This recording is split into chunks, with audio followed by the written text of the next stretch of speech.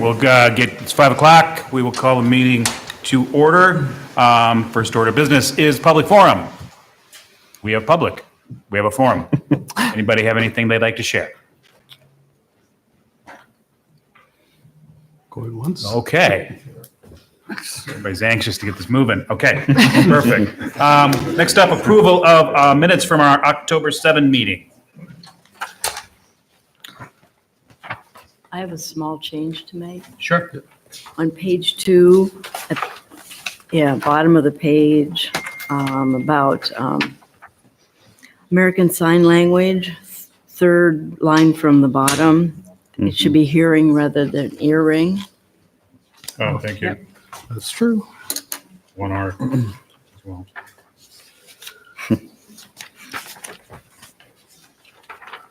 Okay, any other changes?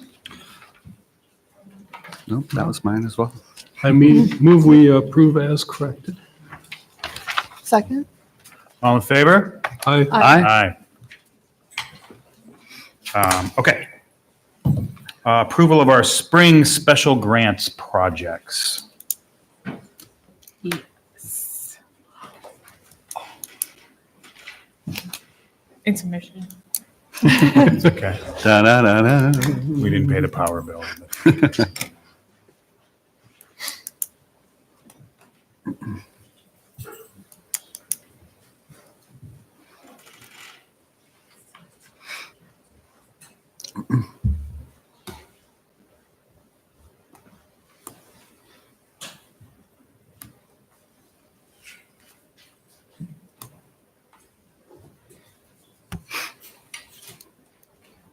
We need some elevator music or something. Yeah. Jeopardy. Da, da, da, da. We have an ASCAP license here. We can, the auditorium, does it carry over? Turn it up real loud.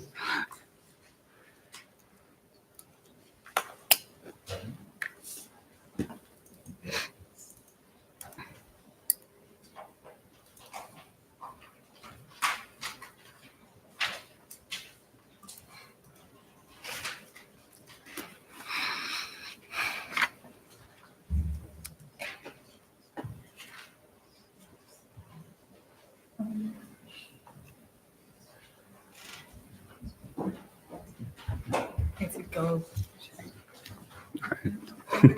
We're trying to get the projector going, so thanks for bearing with us. All right, we got her.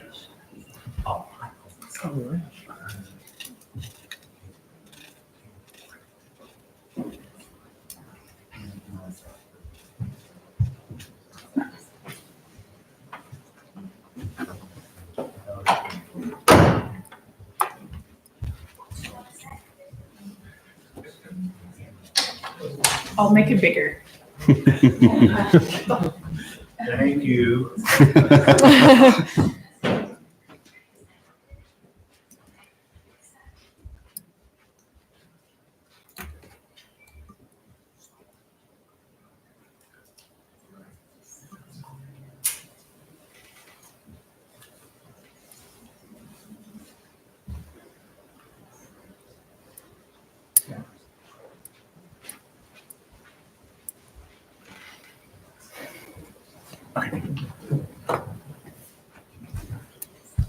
How we handle these, if you don't know, each of us, after the organizations make their presentations.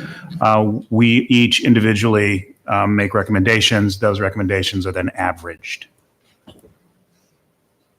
We had more requests than we had money for, so we do our best to distribute it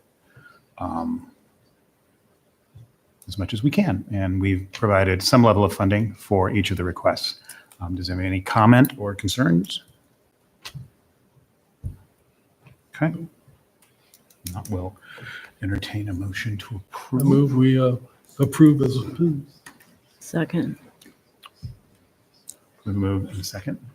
Okay, all in favor? Aye. Aye. All right, terrific. At the last meeting, we talked about gathering some information from CODA agencies. I'll take this opportunity, first of all, to thank any of the members of the group.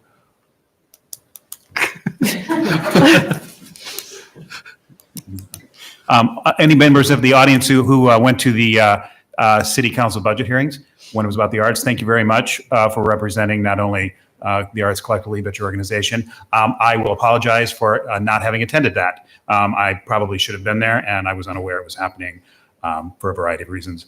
So we are all planning to review the videotape of that meeting so we know exactly what went on. But again, thank all of you who happened to attend that event. And we've been talking about gathering some information from CODA agencies. One of our members, one of the commissioners, has reached out to a member of the extension, a member of IXU Extension who works with community arts. We will be meeting with her. She'll probably be attending a meeting sometime in January. So if you're interested to hear what she has to say. We also are still planning to send out some form of a survey to members. We're still putting that together, just to kind of gather some information from you. What you're seeing for your futures, what are your struggles, what are your triumphs, all that sort of thing. So anybody want to add anything to that? Jennifer Drinkwater was very excited about working with us and trying to improve things. So I think that's going to be very positive. Look forward to meeting her. Okay. Then let's dive into this. So we have a lot of presentations tonight. We've had one request to go earlier than scheduled because of a time conflict. So if it's okay with everybody, I'm just going to move one of them up quickly. So that would be the Central Iowa Touring Ensemble. Ben, if you want to come up.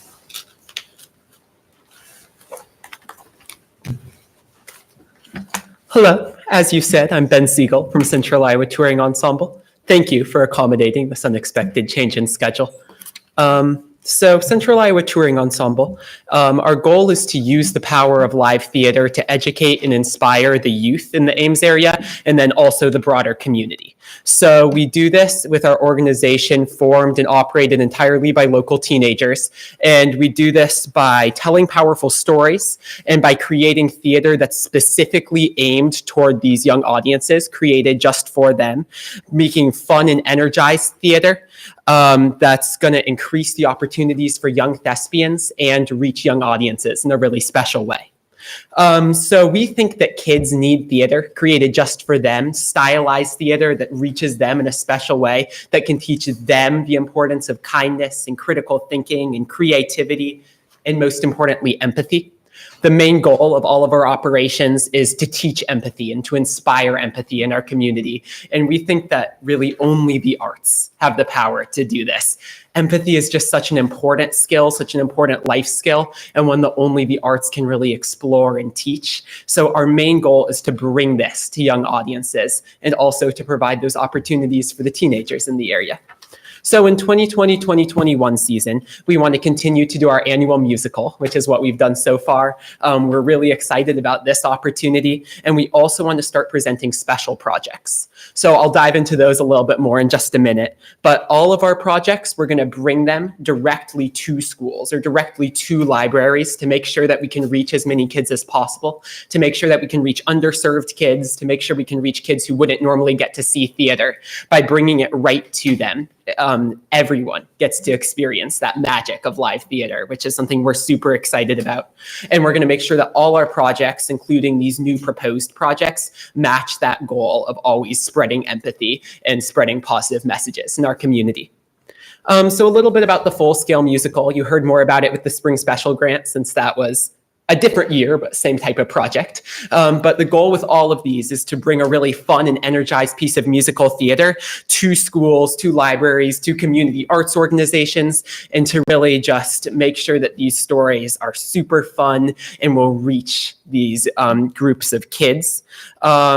These were really well received in the past with our production of Freckle-Faced Strawberry last spring by kids, by the community, and especially by teachers, which is something super exciting to us because they're the educators. They're the ones who know best how to reach youth. And they were saying that our production was a super exciting way for them to see that, and that it was really exciting for them to see how well their kids were reached by this and how we were able to teach skills that couldn't be taught in the typical classroom.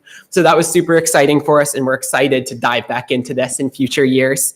We reach over 1,000 kids in our audiences with this show, which is really exciting to us. And then we also reach, depending on the show, close to 30 youth on the production team side of things. So lots of exciting opportunities on both sides with youth acting and designing and directing and managing and producing, doing all those pieces of the project.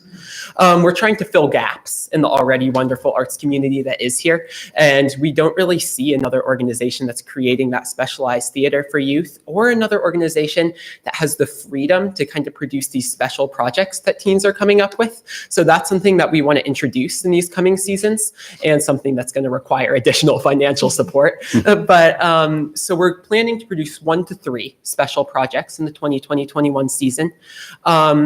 And these projects are going to be proposed by youth in the community. And then they're going to go through a process of kind of evaluating, how do these line up with our mission? What do these bring into our community? How effectively will this reach our target audience? And then reasonably, can we do this show? What's the requirements of it, right? So we're going to go through those and then come out with some new projects, smaller projects than the musical for the community. The one we're really looking into seriously right now already for the 2020-21 season is a piece that's bringing awareness to child abuse and child neglect in our community, which is a shockingly prevalent issue here. And we want to be able to bring projects that bring awareness to things like that, things that we're not going to be able to bring in our fun, energized musical, but that are really important for the community and that we need to show youth, right? So we're hoping that these special projects can be ways to do things like that and to strengthen our community and strengthen families. So throughout all of this, we're going to have more programming, more exciting opportunities. And with this, we're going to need more financial support. So we're really asking you, we're raising as much as we can, but just with these expanding opportunities and expanding interest, which is great. Now there's more that we have to pay for. So we're raising about half of that, as you guys can see in the budgets, through our fundraising efforts. And we'd like to ask for additional support. Thank you. All right. Any questions for Ben? Just as far as your special projects are concerned, I think it would be the hope of your grant process that your annual grant, it shouldn't be in the future an annual grant and then special projects throughout the year. Eventually, if you plan on having 3 special projects, that would be part of your annual grant. And those are included in this budget. This one, so, right? Yes. Yeah. Well, so we just want to be clear, when people say special project, usually that means, oh, there's these other 2 grants during Fantastic. the year. So, Yeah. but No, those are all included. Yeah. And your budget, as we've talked about a lot here, a lot of it falls under the other category, but that's all your sets and props and costumes sets, and everything. costumes, lighting, props, especially licensing, all those things. Yeah. So, no, very good. Okay. Any other questions? Thank you. Thank you. And thanks everybody for accommodating the young man's schedule tonight. Next up, AIOFA.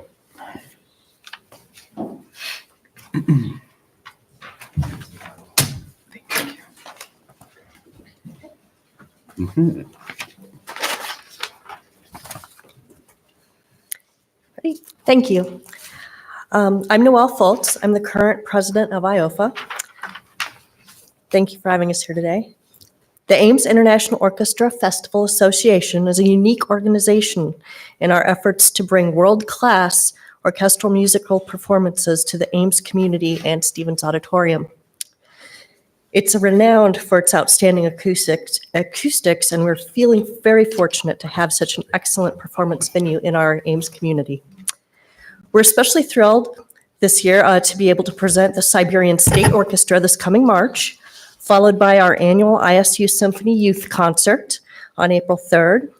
And we're very excited about our special 3-day festival of performances and outreach events with the Russian String Orchestra, April 28th through the 30th. Our board represents the Ames community and is committed to the 50-year tradition of IOFA while looking forward to meeting the evolving needs of the Ames community.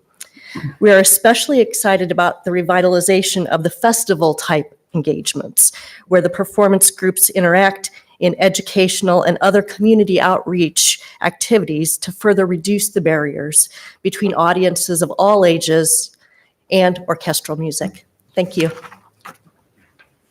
I'm Paul Ferrone. I just wanted to elaborate on a few things that Noel said.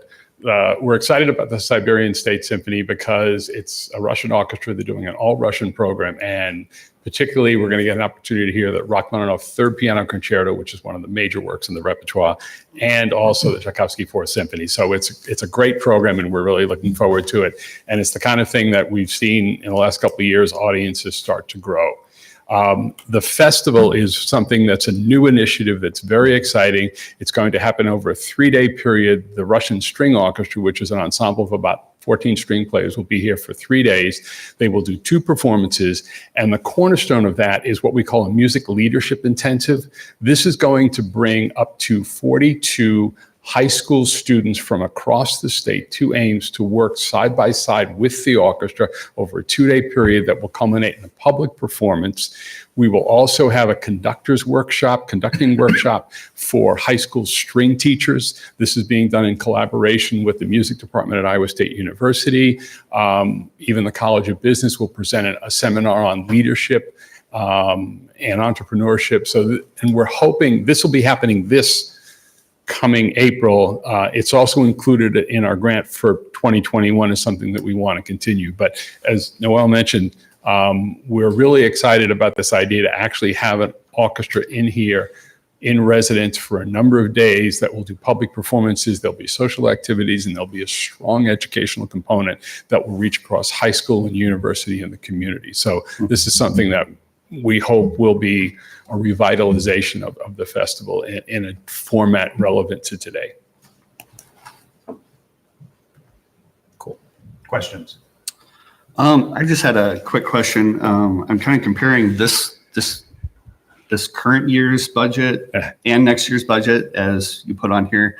I noticed that you had a increase of about 250% in marketing, but a decrease in ticket sales. Is there usually one increase of marketing would bump up your ticket sales? So I was just wondering if you could maybe talk about what your expanded marketing is and why you would see the ticket sales decrease as a result of that. What we usually do is we'll budget for marketing initially, and then depending on how ticket sales go and where we feel the best opportunities are, we'll make those adjustments. So sometimes the actuals will look significantly lower than what we budgeted, but we're planning, and particularly with the festival and more activity, we want to make sure we have the resources to attract the audiences. Okay, Great. Thank you. Sure. Any other questions? All right. Thank you. Thanks, you too. Ames Children's Choirs.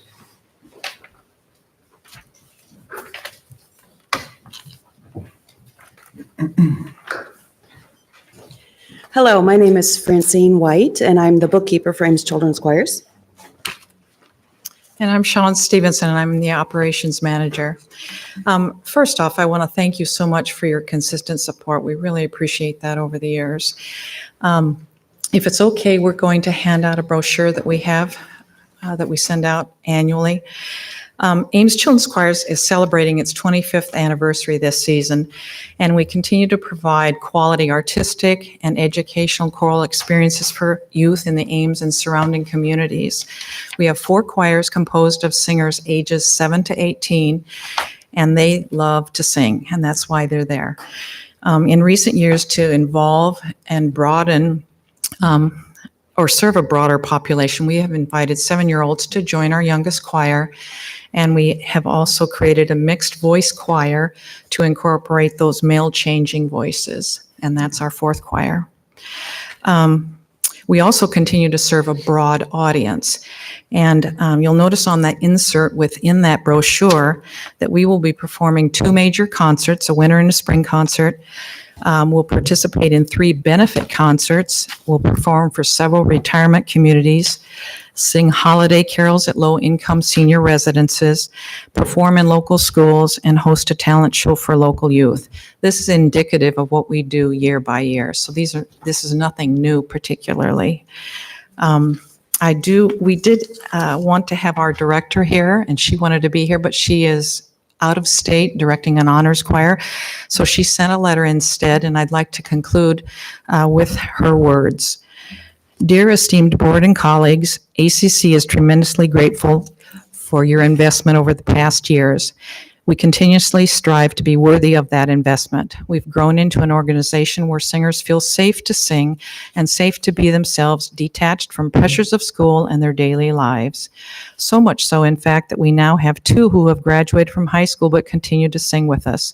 We have another one who is graduating this year and is already carving out time in her upcoming ISU schedule to assist with our rehearsals. In addition to expanding 2 of our choirs, we have continued to strengthen our relationship with Iowa State University Department of Music and Theater. Students not only assist me as the choir director, but I provide a stipend to demonstrate my investment in them as future educators as you have invested in us. We work together one-on-one throughout the week to create lessons that enable the music to unfold for the singers. We continue to provide a space for every child in Ames and the surrounding areas, and we could not do it without your support. Thank you for your faith and generosity. Warmly, Dr. Christina Sveck, Director of Choirs, Ames Children's Choirs, Assistant Professor of Music Education at Iowa State University. All right, any questions? Yeah, I had a couple. The first one is kind of something that's going to come up in a few of these, and I just wanted to start with you, I guess.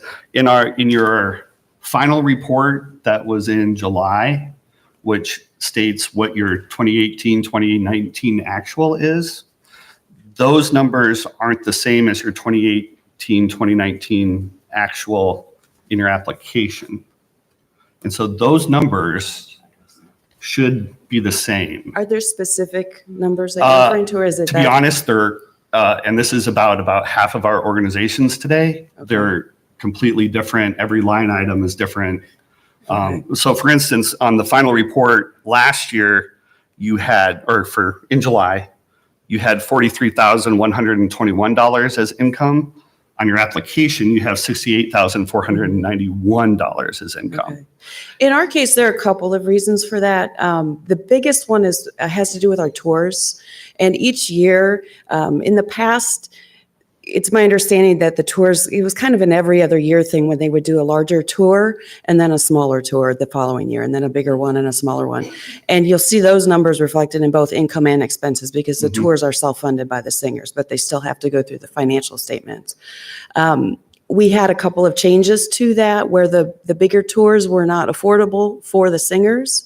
And so we changed plans and pared it down and did smaller local or regional tours instead, which were a lot less expensive. So we had a lot less, both on the income and expense side, in a couple of those years. Right. And that's why there's a big difference in what was budgeted. Well, And then these what are actually the happened. actual numbers, and that's the issue. Is your actual numbers in your final Oh, in the- report are different than your actual numbers in your application. Where it says actual income and actual income, Okay. they're different.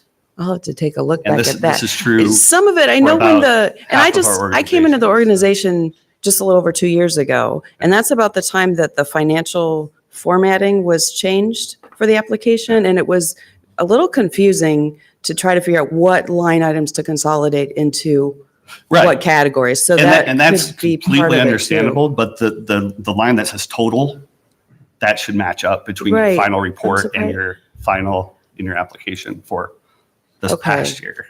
So that's just, Okay. That'll none of yeah. this preclude, this doesn't go into funding at all. It's just a general note that there are a lot of organizations Okay. where those numbers are definitely off, and I'm going to be mentioning those. Also, there was under other expenses, there was almost a $10,000 increase. Do you know what that other expense might be?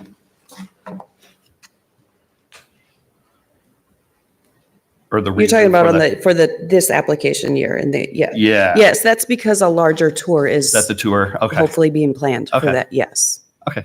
That's great. Yeah. Thank you. You're welcome. Thanks. You're welcome. Ames Choral Society. Hi, I'm Steve Hoyfelt, and I direct the Ames Choral Society. And this is my 37th season, I think it is. We are a group that is sort of a continuation of people's experience from high school and college. It's a non-auditioned group. It provides the opportunity for people who have no training to a lot of training to participate in making vocal music, doing vocal music, choral music. And we appreciate the help that we've received over the years. It's made it possible for us to undertake projects that are bigger than they would have been able to be without the additional funding. This year we're doing, for example, the Missagaya by Paul Winter as our spring concert in celebration of the 50th anniversary of Earth Day. Next season, we're planning on doing a Beethoven Mass with orchestra, and usually I have to hire in individuals to make up an orchestra, where a lot of times if an orchestra contacts a choir, you just have to make that one call and get a choir to accept the invitation to sing with an orchestra. So it takes a lot of extra time and planning, and we've been fortunate to get very accomplished musicians to be a part of our performances. We also are going to be performing at the Good Neighbor concert, and we'll be singing with the municipal band again this coming summer. So those are expenses that we don't receive any income from, but the organization still pays the accompanist and me, and so anyway, for what that's worth, this year we ended up receiving a longtime member, Ruth Jones, lost her husband, and so we ended up receiving some memorial gifts after he died. And so we received more contributions than we had expected to for the past year. So that was a number that was a bit different from what we expected. So I don't know if you have particular questions that you would like to ask about. It was just a little bit about the same as what I just mentioned. Okay. In the final report, you had an income of $16,391, but in the application, the final number for that same time period was $20,000, and there was the expenses didn't match either. And so, Okay. yeah. Can't answer that. Tom Moore is our treasurer and keeps good record, Yeah. but I'm not sure what happened with that. But So. Okay. Yeah. So I know when I had to fill these out, I was always looking at my final report numbers, and if that was what our board certified as our final numbers, that's what went in that actual column okay. on there, because that's what we do when it's not, if you get money after that July deadline, that still doesn't go on 2018. That will go on your next year. So, Right. but just a general note that Yeah. we'd like to see those numbers match. So. Well, we would too. Can you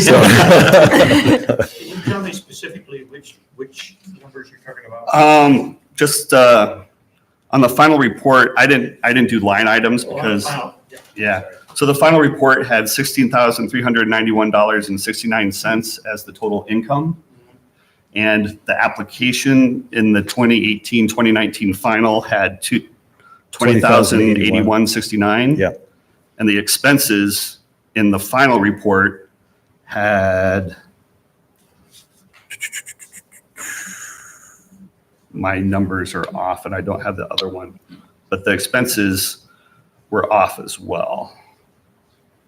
So the 17,000 that we have on there was not the same as the, As the one in the final report in Okay. July. all right. And I I didn't bring believe the that final. one, my numbers here don't add up, so I'm not immune at all. So, Okay, all right, but just a general note, okay. when we say 2018, 2019 actual, that those numbers should. So. I'm wondering, just a question to your Tom. So Tom, yeah, Is your organization doing the fiscal year? So the city's fiscal year is from June 1st to July 30th. So are you July 1st. June 30th. June 30th? Yes.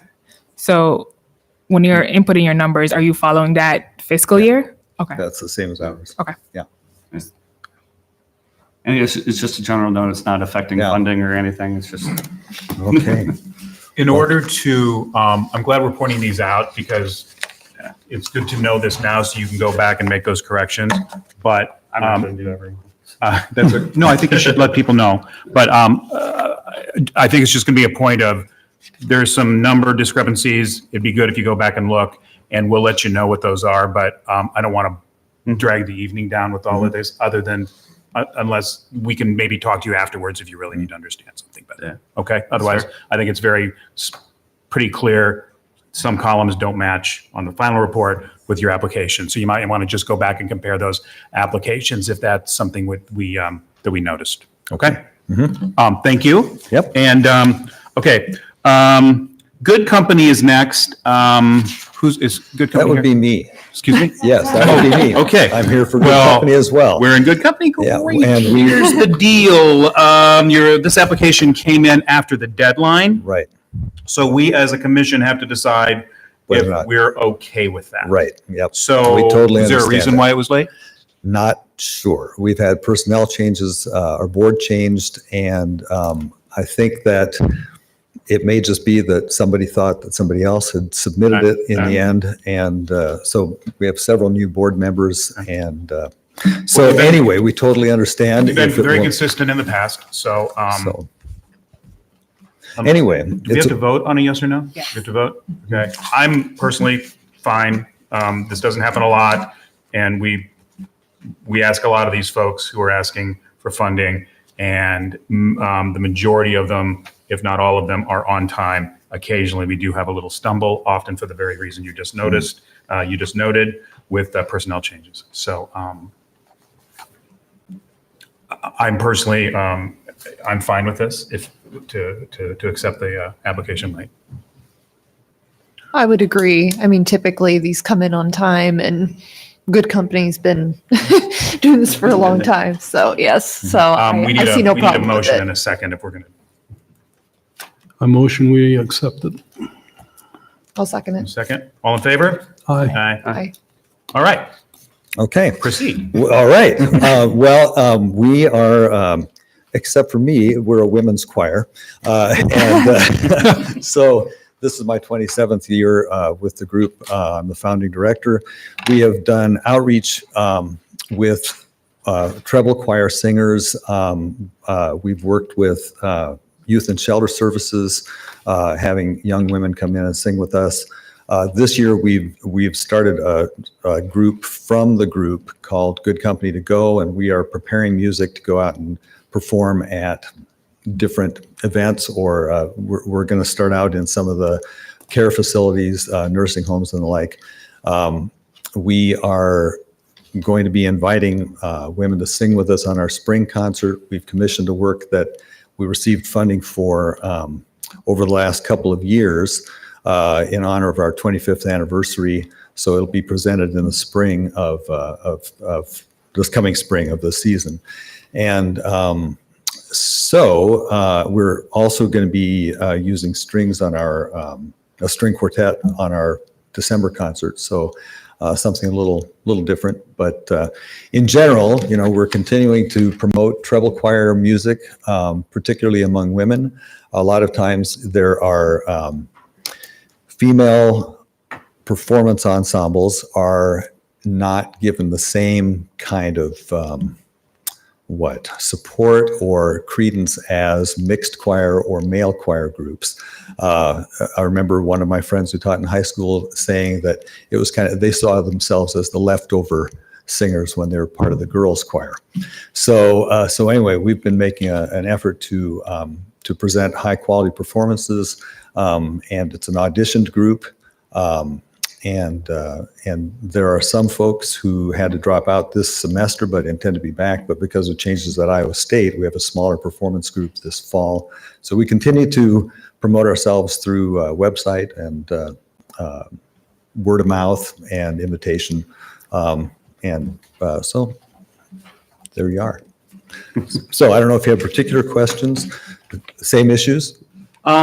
Actually, well, it's a little bit different. We are missing the IRS letter and the bylaws from your submission as well. Oh, okay. That came in, which is a requirement on the form. Okay. Unfortunately, I was not able to look at the final report correctly because the information was that we approved as a board wasn't accurate on that final report. It didn't actually have the 2018, 2019 numbers. It was the wrong form on your final report. And so we approved it. So I had nothing to compare against, but okay. It's not your problem, it's ours. Okay. Yeah, because would we have been notified about that? I just found that over the weekend. Okay. Okay. Yeah. All right. But if we could get a copy of your bylaws and IRS letter, okay, that'd be great. All right. Yeah. Will do. All right. Okay. Thank you. Thank you so much. Thank you. Central Iowa Symphony.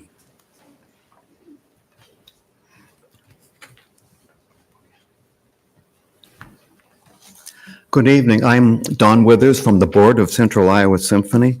In times like this, I always want to remind myself and everybody who exactly what we are.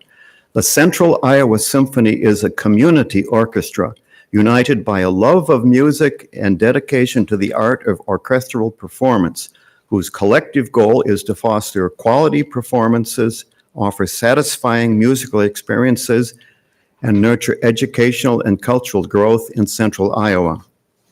I believe that very much because this is indeed a community orchestra. I think, perhaps a bit of excess pride, I would stand this Central Iowa Symphony up against just about any other orchestra around here. Of all the 77 people associated with this orchestra, only 3 are paid, the conductor and 2 other positions. This orchestra is quite diverse just in the orchestra itself, not only in the performances. We see people in that orchestra who, in fact, are high school students having the opportunity to play with a full orchestra. We see musical students out there at ISU. We see instructors and professors of music out there at ISU, and especially we see people who have a love of music, who perhaps when they were in college, they had musical training, and they have stuck with that performance all their life. They enjoy doing it very much. And like I said, I'm quite proud of this orchestra, and I'm quite proud of being part of it. It is certainly a community orchestra because the last performance, which matter of fact, it featured somebody from the community here, local boy makes good, Caleb Polishek. Of the over 400 tickets, just a little bit under 50% were complimentary for students, for kids, and for Ollie. That's Osher, what's that? Lifelong Learning Institute. Right. And the one thing I believe in this orchestra also, I have the honor of being an usher at every performance. I see all the people come in. I see kids, young kids who perhaps have never had the experience of live classical music before. They're not quite sure what to expect when I hand them a program. They come out at halftime and they really like it. I see all different cultures, nationalities, races come through that door. And everybody, I think, without a doubt, leaves those performances happy. I have one slight problem with this brochure I'm going to be passing around. This is the current one. For the December performances, one of them is "The Composer is Dead," text by Lemony Snicket. I have no idea who or what is Lemony Snicket. It's okay, we do.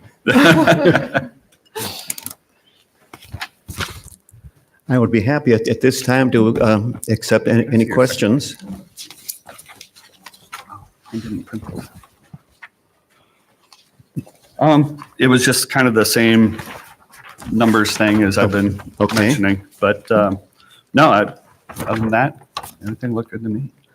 So we should, in any event, go back and check our figures for what we have put in the application and the final report. For the 2018-19 actual, yeah. Okay, we will do that. Lemony Snicket is the pseudonym of Daniel Handler, who writes rather macabre, Charles Adams-ish series of children's novels, and they were made into a series on Netflix. Quote, oh. They're very unusual. But also Check on 'em out. that, if you choose to come on the December performance, it's also Mussorgsky's pictures at an exposition, I think, as composed by Ravel. Terrific. All right. Any other questions? Thank you. You're welcome. Next up, we have actors. Go ahead.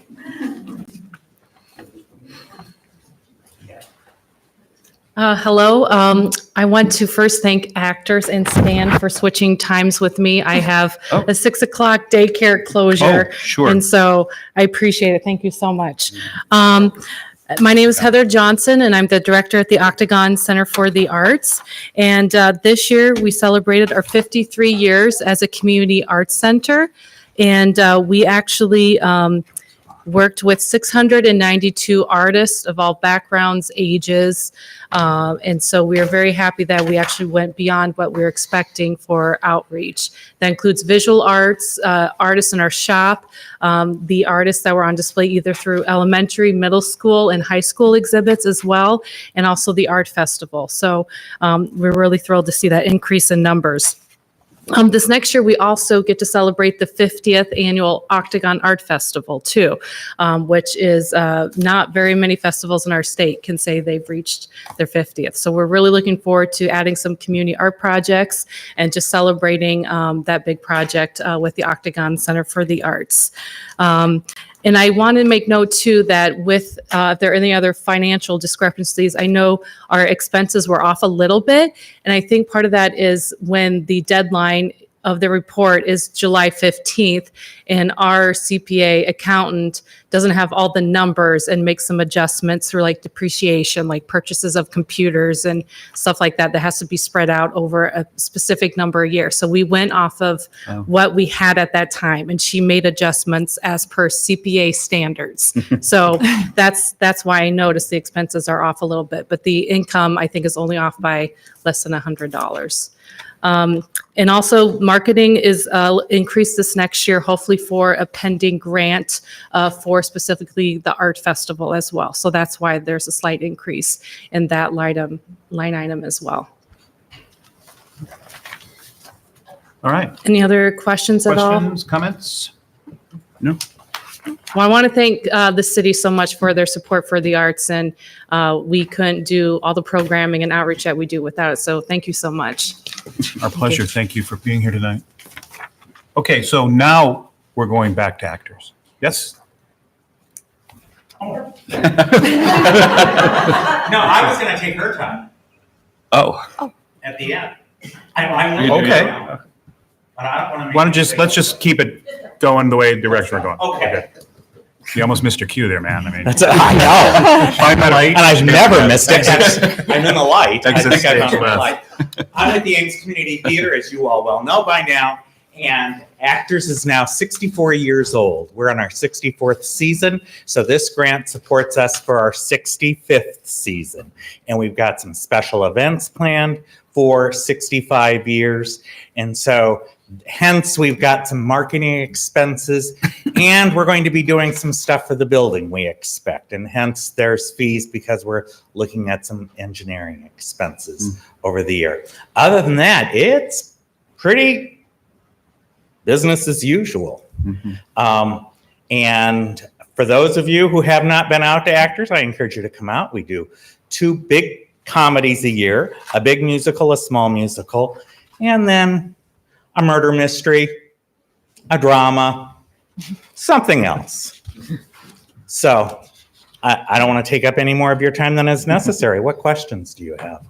I think you answered it. The $10,000 in the other expenses. Yeah. For that. So that's yeah, good. we've got 65 years coming up, and we're looking at taking advantage of the milestone of 65 years and having some fun with it and doing some things for the building, for the organization, for our audiences. I was going to call them clientele. Audience. Our clients. Yes. So, okay. No, Yeah. Okay. Thank you. Well done. Thank you. Ames Chamber Artists.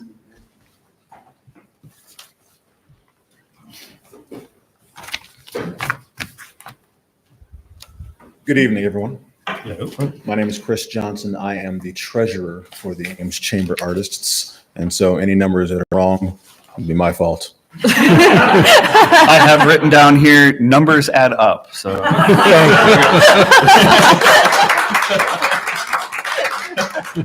have him do all of yours. We are an audition group of men and women from the community, and we put on 2 major concerts in a year. We also strive to work with youth to continue to foster the lifelong joy of singing, especially in groups, choral singing. And to that end, we'll be working next year with looking to work with Gilbert High School in their choir, doing a concert in February, probably with them. This year, I believe we're singing a joint concert with the Ames Children's Choir. We'll be doing that as a fundraiser for Food at First. So that's going to be a joint thing that we're working on in this February. So we're very community minded, and we try to just do what we can to enhance the choral arts in Ames and the surrounding area. So welcome your questions. just a general note that we did not get the IRS letter and the bylaws in your application. So we'll probably be following up to have you submit that separately. So. Any other questions, comments? Thank you. All right. Thanks. Thank you. Thank you. Appreciate your time and all your support over the years. Story Theater Company.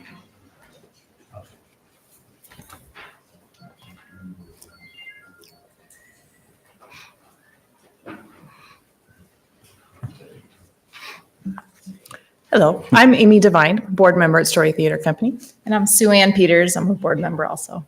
And we just wanted to highlight a couple things about our organization for you. We really strive to be a benefit to the Ames community. We do that in a couple of ways. For our participants, we have over 300 participants in a year of the youth from Ames coming to our different programs. And we really try to foster a sense of self-confidence in them. In order to act on stage, act in front of their peers, they really have to develop that self-confidence.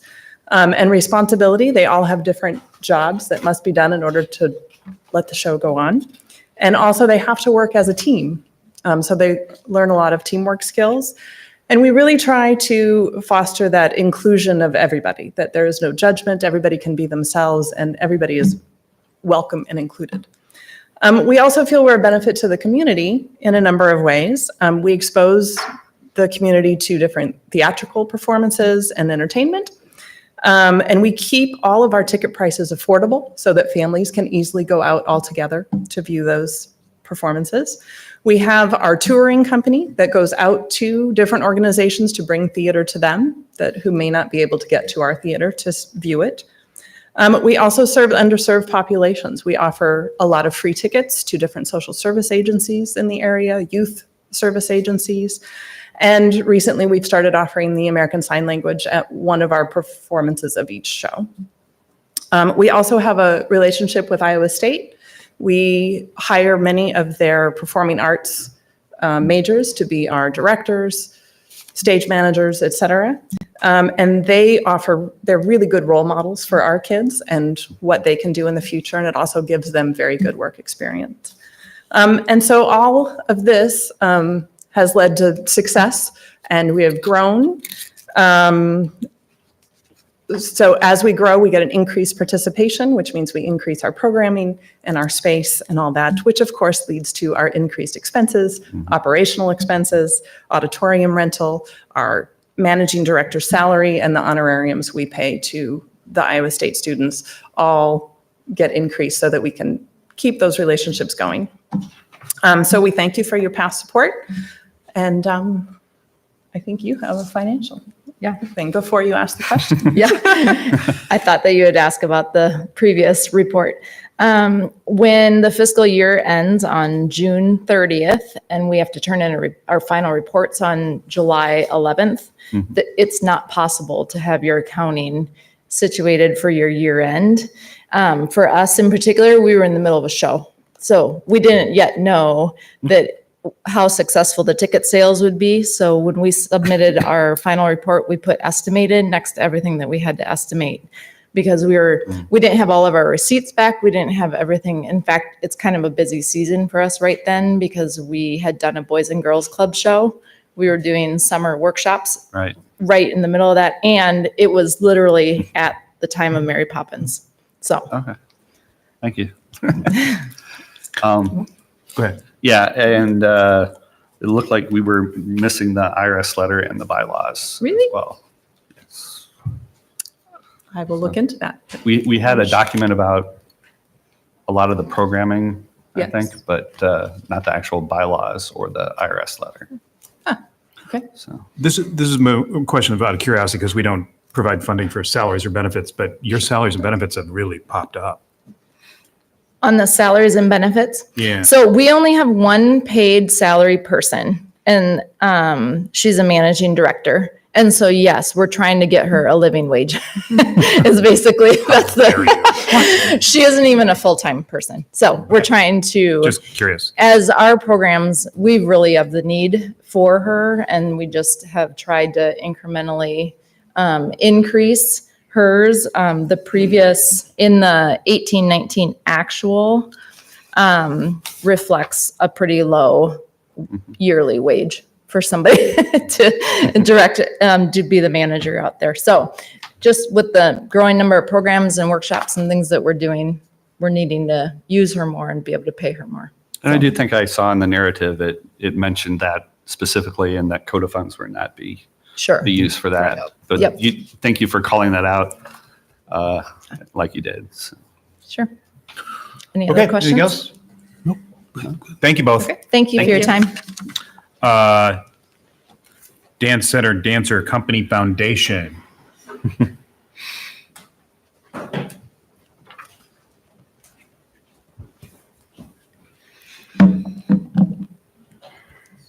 So hello, I'm Mariana Serrao. I'm the president of the Dance Center Dancer Foundation for this year, and this is Melissa Ullman, our secretary for the year.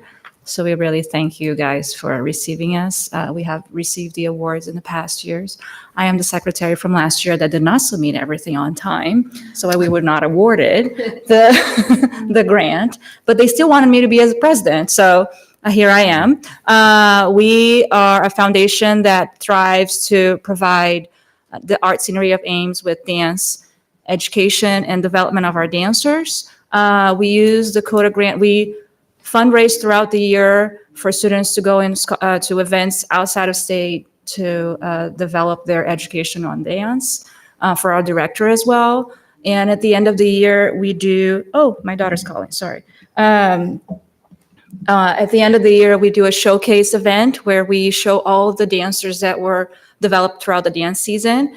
It's a nice way to bring relevance of dance in Ames. I am really excited to see that Kids Commotion is here too, which is a lot of our dancers use that as a way of continue their dance. One thing that has happened in the past is that we only use Dakota for the rental of the Ames High Auditorium, and that cost has increased quite a bit in the past years. It kind of tripled the price, and we have been trying to find some fun, creative ways to decrease the cost of that, which we were able to do that last year, but it was not manageable for us. We ended up having dancers with no restroom for them to use as dressing rooms. There was no dressing room.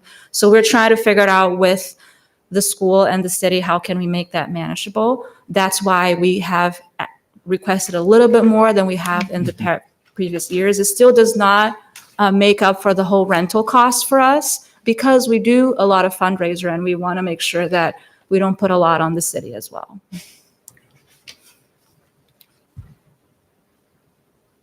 Questions? Good. Nope. Yeah. You're good. Thank you. All right. Say hi to your daughter. Well, Melissa has to go back to parent-teacher conference at Ames High. Run.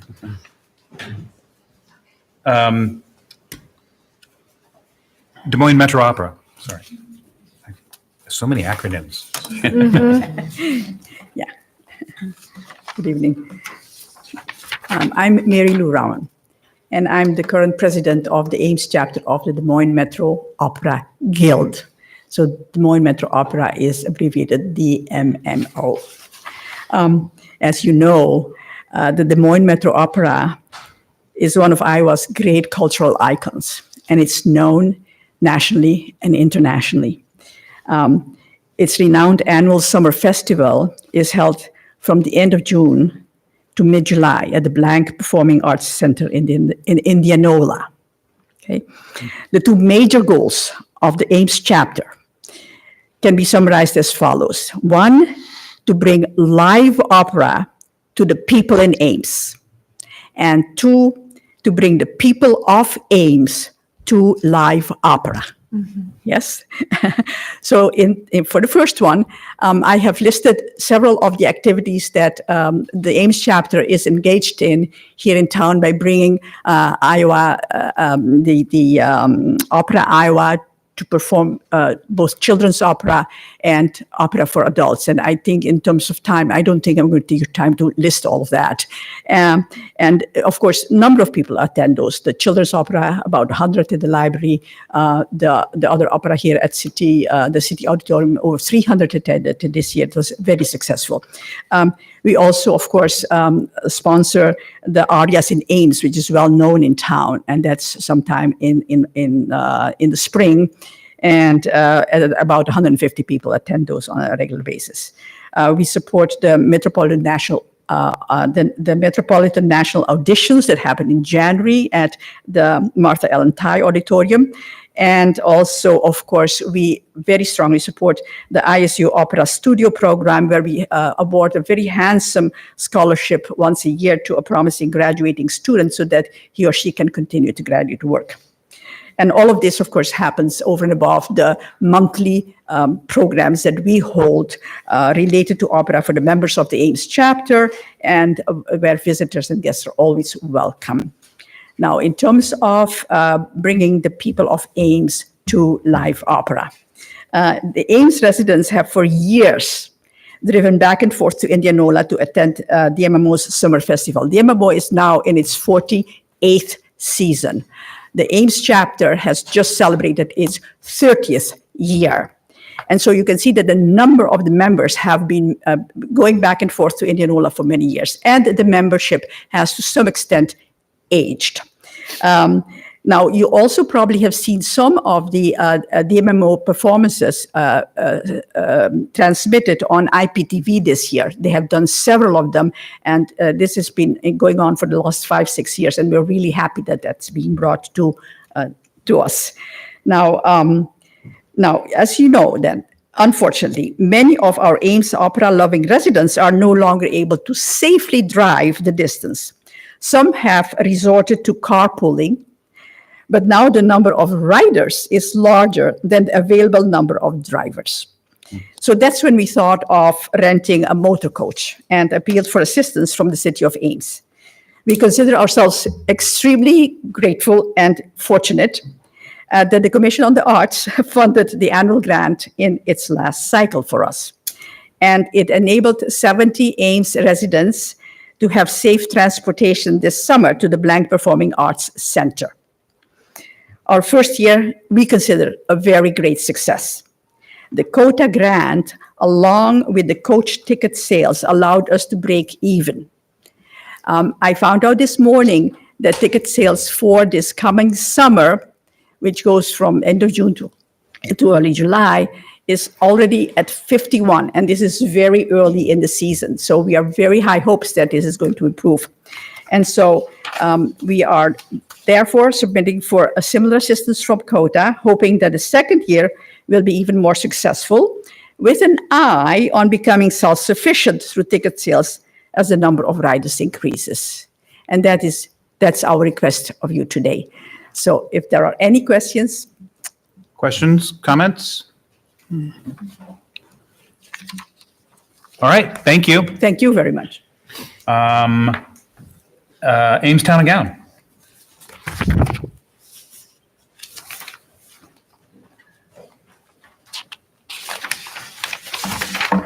Good evening. I'm Joan White. I'm a member of the board, and this is Bruce Calhoun. He's the president of the board.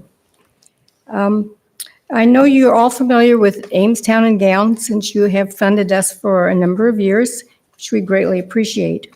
We are currently in our 70th year presenting high-quality chamber music. I'm going to pass around a brochure of this year's concert. No other organization in Ames fills the slot in the community that our organization does. And with the generous assistance of the Ames Commission on the Arts, we are able to bring top-quality musicians and ensembles to Ames and to keep ticket prices at a reasonable level. We offer free admission to all students of every age, as well as provide special free events at schools, at the public library, and at other locations.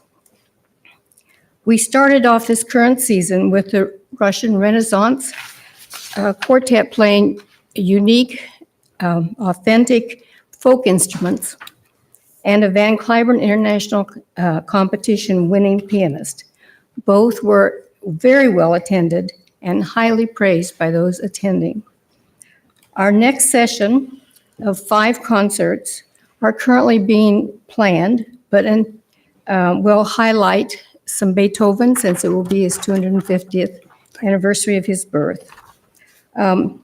Once the university has completed its scheduling, we will be able to complete our scheduling since we attempt to avoid football weekends and other major events.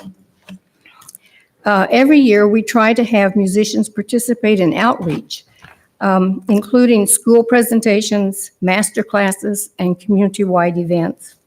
Thus far this year, we held a potluck social with the Russian Renaissance musicians, where they demonstrated their unique instruments, answered questions, and interacted with 80 to 90 people, which brought new attendees to the concert the following night.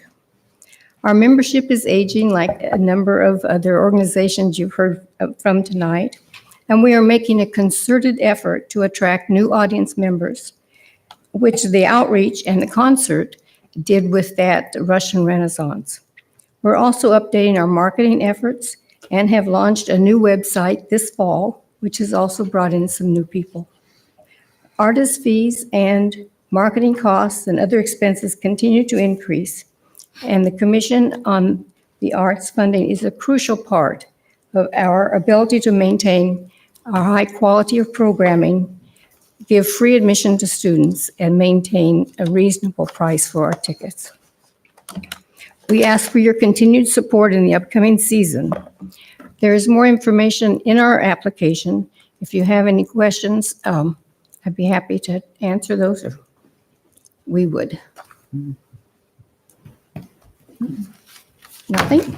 Thank you. We must have gotten the numbers right. Yeah. I'll tell the treasurer. Yeah, gold star. Thank you. Thank you. KHOI.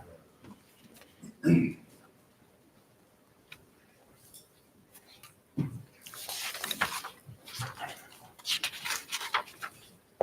evening. I'm Mary Richards, a member of the board, secretary of the board for KHOI. We are very grateful for the support that we've received from COTA in the past. We are junior people compared to most of the presentations I've heard tonight, because we've only been on the air for 7 years, but we think it's been a really fantastic 7 years. And we also think that we know that we provide a unique service in this community. We're the only place that people who do not have the visual capabilities can get local news, for instance. So we're very proud of that. And the features that we have developed, the various programs that we have developed, largely on volunteer activity. We only have one full-time staff person and one part-time staff person. We think we turn out a lot of good for this community. We are asking, as we did last year, for funding to support our Pantorium sessions, which is a musical events to which the whole community is invited. We also have a couple of special programs, and this summer, our birthday party, which happens around the middle of August, was held in the area behind the studio and the Ames Historical Society. It was a perfect spot. I hope some of you were able to come and enjoy it. Now, I know Troy is going to say the numbers didn't add up, because when you said the numbers did add up, I thought, I better add these up. I think maybe what happened is that the special concert insurance amount was not included in that $7,500, which makes it actually $8,000. So we are also, as you would note, suggesting a departure. That is, we would really love to do some visual art to go along with a special programming that we're doing on local watersheds, of which Ames, of course, is a vital part. And so if you have any questions about what we have in mind, I'd be glad to answer them for you.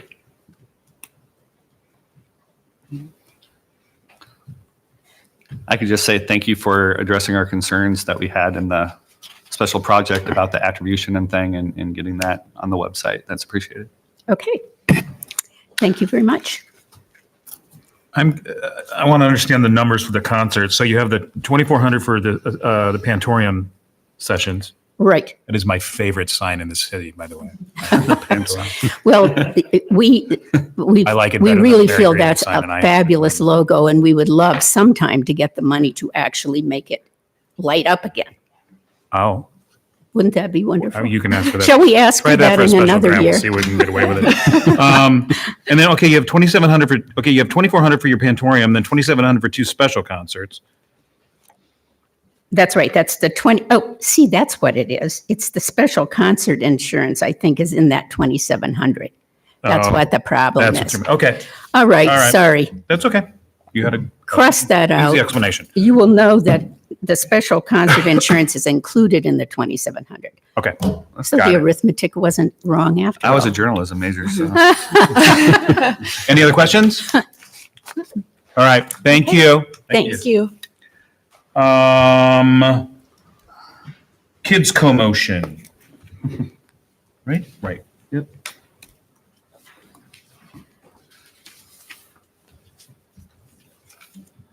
Good evening. My name is Valerie Williams. I'm the director of Kids Co-Motion. And I say director in that I direct the students' work. Kids Co-Motion is a 3-week intensive modern dance performance workshop. And that means that the kids do everything. It's a workshop. So they don't just learn dances, they learn how to choreograph dances. So what we are doing is not, we are training dancers. Each day we have, of our 4-hour day, that's 4 contact hours. unless you count lunch, which is also contact, but so we spend an hour with technique, dance technique, because when you have a tool, you have to keep it nice and sharp. And then we spend an hour on composition theory and practice. And then we spend 2 hours after lunch on rehearsal. So the students work very intensively for 4 hours a day, 3 weeks, and we put together an entire production during that amount of time. We are not just training dancers, because in 3 weeks we can't do that. So we rely on the dance studios in town and the other dance teachers to be training their bodies on a regular basis. But we are training collaborators, choreographers, critics, and hopefully intelligent dance watchers. So the students have tools to discuss what it is that they see when they go to see a dance performance. They are expected every day to comment on their own work, on each other's work, and those works are based on a theme.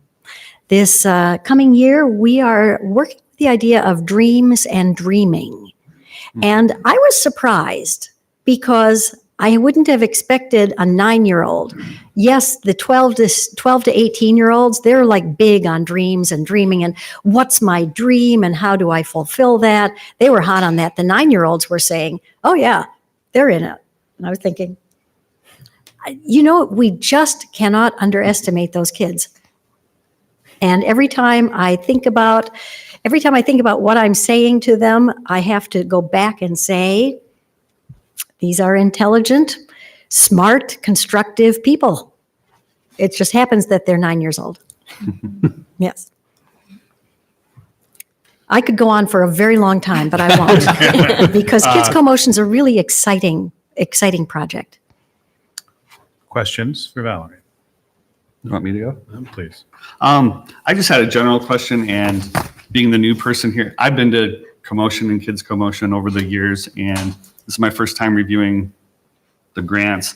Could you probably have a very succinct answer for this. Can you explain to me other organizations such as like the Central Iowa Symphony have a youth program within their organization, but they don't have two different, I was expecting to see two different tax ID numbers, and with both organizations having separate tax ID numbers, can you give me your airplane speech about, or elevator? Airplane would be 5 hours long.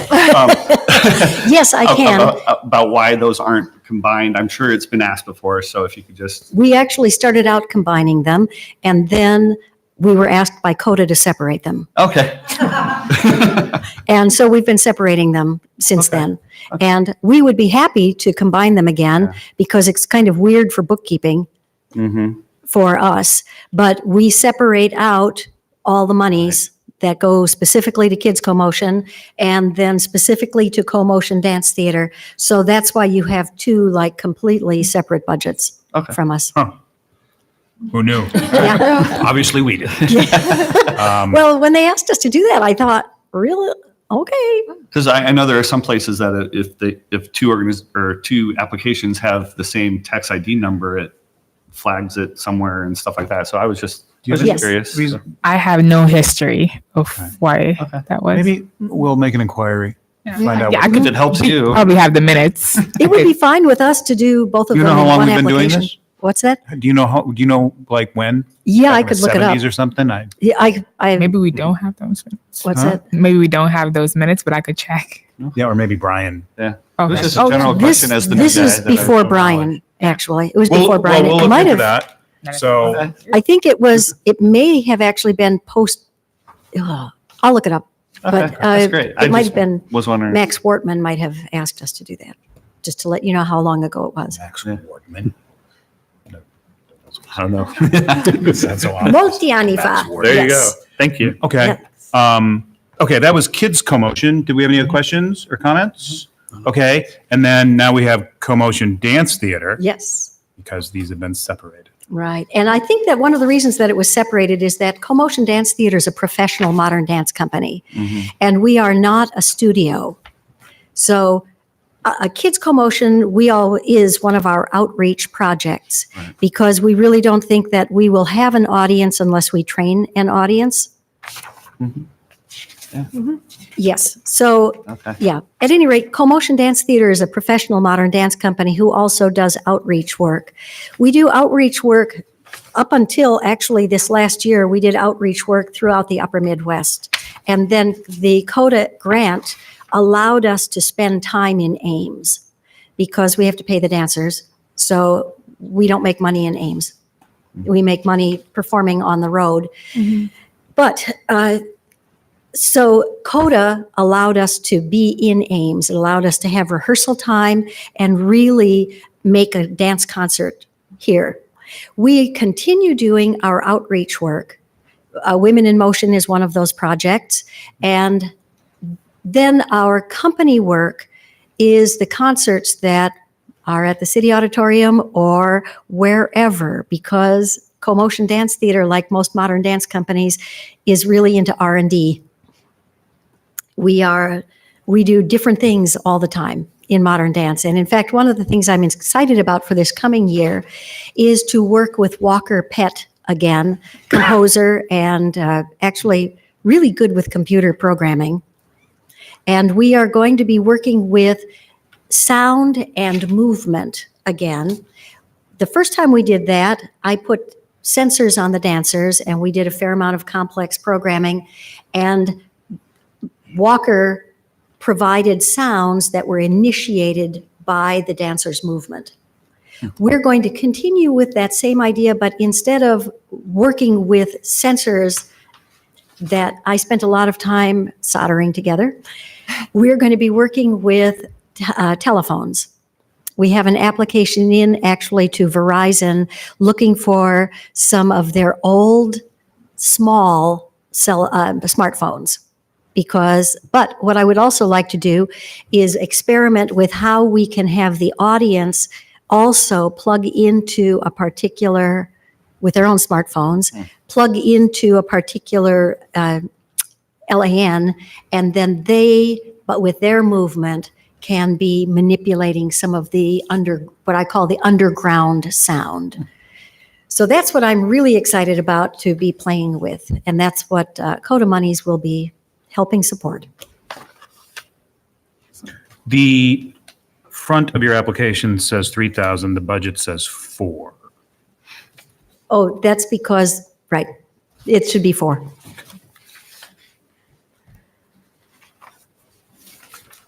Any other questions?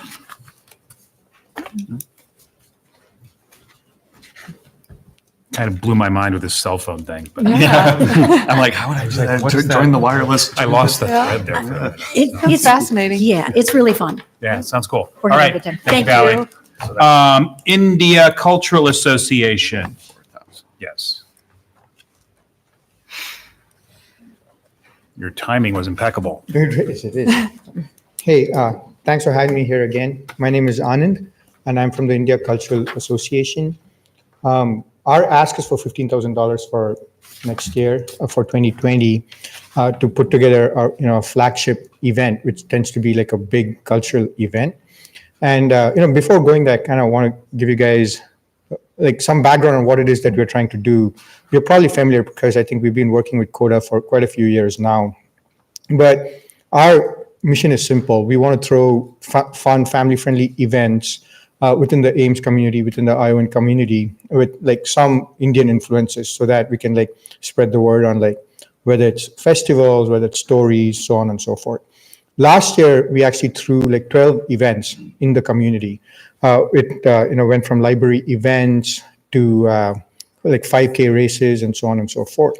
And our flagship event, like last year, what we did with the CODA money, we had a traditional dance group with 30 dancers come in. They were touring the US, and they were traditional dancers, and that was an event. So this year or the next year in 2020, we want to get, so one of the things that ICA, the executive committee, has been realizing is like, like at least the goal for this year is outreach. We want to pull in more and more and more people from outside of the Indian community, outside of the 100 Indian families that we have members. And we've been like taking tremendous strides this year. For example, we are like starting to officially partner with similar associations, whether it's in Des Moines or even within Ames, so on and so forth. Like I'm super proud, like recently, we found out about like Google that they have a program for nonprofits. And so like we were able to get just grants, it's ad grants. It's not like actual money, but they give you ad grants for like $10,000 a month. And so that gives us like, if you're able to utilize it properly, it gives us tremendous reach, like within Iowa to like even reach Kansas City, so on and so forth. So the point that I'm trying to make is we are like taking steps to like specifically to outreach to other communities to bring them in. And the event that we want to throw this next year so that we can draw in the crowds is like something different from what we've done in the past. It's not music, we're like saying it's a stand-up comedy show. Like guys who are, it's getting more popular in India now. Like until recently, stand-up comedy wasn't a thing in India, but now it's becoming more and more popular, and they do it in English. And so you guys might have heard of names like Russell Peters and so on and so forth, but the more Indian acts that are getting popular. So we are going to try our darndest to get one of these acts to Ames. The difficulty with these popular artists is that you always have to trap them between two cities. If they're between Minneapolis and Chicago, then you're like, hey, can you come to Ames? But that is the goal, and so that's what the ask is for. Typically, these kind of like the ask from Coda especially is to be able to pay these artists, and not for their stay or not for anything else, but they tend to be like they tend to be on the more expensive side. But that is our intent for this next year. Questions, comments? Where were you going to do these performances in Ames? I noticed the rent and thing, the line was blank. And so what's your venue? So we do that typically at Ames City Auditorium, all of our flagship events. So a couple of years back, like for one of the bigger events, there was like a guy called Zakir Hussain who came in. That we did at the Ames High School, but last year it was at Ames City Auditorium. Like almost all our events, we do other events like talent nights for kids and all that. All that tends to be at City Auditorium. Okay. And as far as the line for, never mind. I looked at the wrong line. So the number under honoraria is strictly honoraria, not salaries. Not salary. Yeah, we don't like take salaries or anything like that. Okay. And the other thing about ICA, I know it's like all intermingled. I know like the request is for a specific event, but the other things, we are like doing this year, we're developing a youth leadership program. Like it had been shelved for a few years, and we're like bringing it back again. So the other events we're planning to do are like career events for kids, like because there are a lot of people in the community who've had a lot of successes, a lot of failures, etc., to share those stories. I was just telling you all about the Google ad grants. That it's a phenomenal program, and so we are trying to bring in high school students and to coach them up on Google Ads and digital marketing, so it'll help them in the college applications or wherever those guys are going. But it's a tremendous program that we are trying to put in place. So the goal this year is outreach. That's the kind of theme that I want to set. This is part of that whole goal for this next year. And taking advantage of that is really great. We did that with a couple of the organizations I was a part of in the past, and it's a lot of money and good stuff. We've got fingers crossed. A few last month or so, we'd come in for the special ads also, and for the theater, we'd asked for money for theater, and so we're pretty psyched. We're actually trying to work with Story County Theater. Like I was saying, we're trying to build partnerships. We're trying to work with Story. I don't know if Tracy's here or not. Tracy's here, yeah. So we've been in touch, and we're hoping to build a part. And maybe there's something there, where you can use those ad grants money, and these young kids are developing all lots of cool things going on in our group right now. Any other questions, comments? No. Very good. Thank you. Thanks so much. Appreciate you being here. And last, but absolutely not least, Jennifer. The pressure. Ames Community Arts Council, AKA ACAC, which is just fun to say. We try not to say that anymore. You For don't? those of you who don't know me, I'm Jenny Brockpaller. I'm the director of the Ames Community Arts Council. I'm going to offer an overview more for our listening audience than for the board because I know you folks are quite familiar with what we do. But we've been dedicated to celebrating the arts in Ames since 1976. We serve local artists, arts and cultural organizations, and businesses, and Ames citizens. The Arts Council is committed to building a strong sense of community, encouraging participation in the arts at every level, which includes audience members, and helping artists succeed. The CODA Operational Grant enables the Arts Council to promote cultural events, recognize excellence with our annual arts awards, feature artists on the annual studio tour, offer small education grants, and provide workshops, gatherings, and performances for artists in the community. This past year, we did our first back alley gallery, and it has been quite successful. I've had more meetings with more people in the last 6 months than I maybe had in the first year and a half I worked with the council.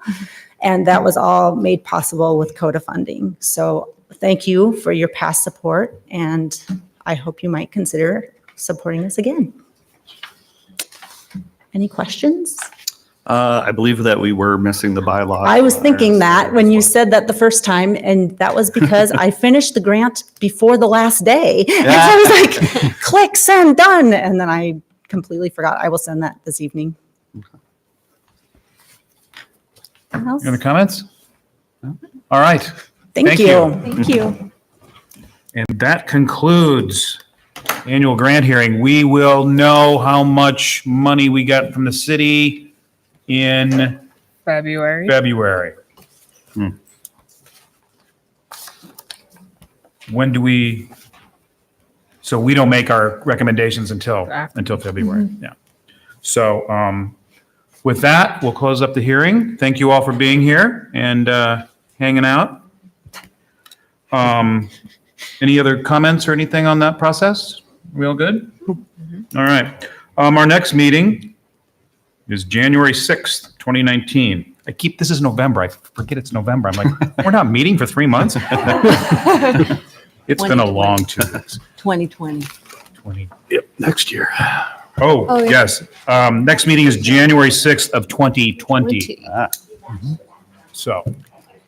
Yeah. You post recommendations on January 10th. Without knowing the.